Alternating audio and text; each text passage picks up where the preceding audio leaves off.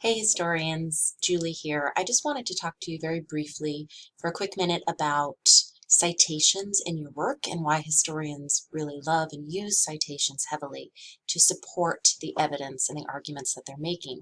So I wanted to use an example from my own research to help you.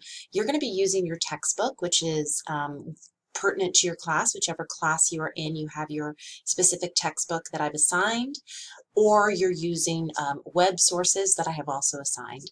But for this demonstration, I just wanted to show you a quick sentence from some of my own writing, my own dissertation, and you can sort of see the example of how evidence and citations help support an argument.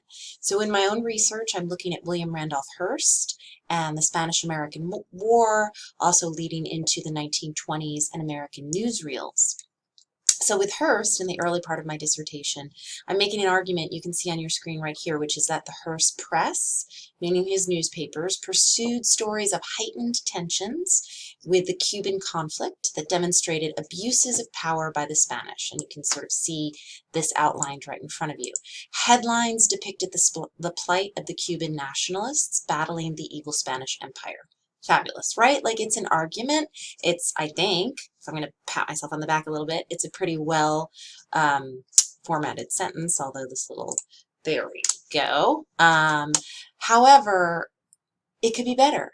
And the way it can be better is by giving it evidence. So in my actual dissertation, which hopefully you're seeing on the screen right now, you can see the same two sentences, but they're buttressed by or lifted up by evidence and citation.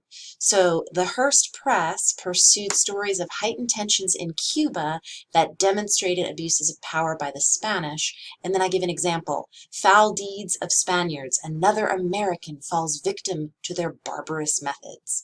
Oh, and I'm missing a quotation there. Look at that. Whoop! Throw that in there.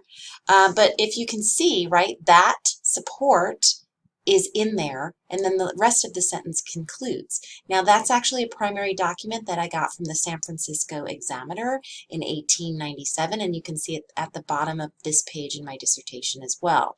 So again, you're not going to be giving me these detailed citations that I'm doing in my dissertation and my PhD work, but I would love for you to use examples from the text and sort of talk about what you see in the text and how it supports the arguments in your writing.